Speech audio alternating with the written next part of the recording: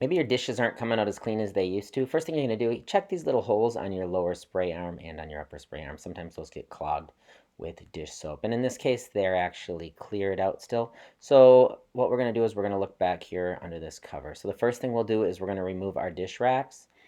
And after you have your dish racks out, on this one, there's a couple bolts here we're going to take off. And I just used the tool I had available. I didn't have any other thing except for this. So this is what I'm using, is this grips.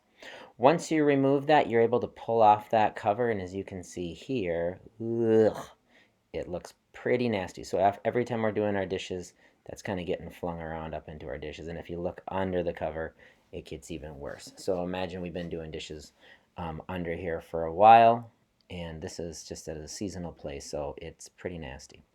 So we went through, we cleaned it up, we looked there in the chopper, and as you can see, a lot of that had stained. That's rubber right there, so it's a little bit stained.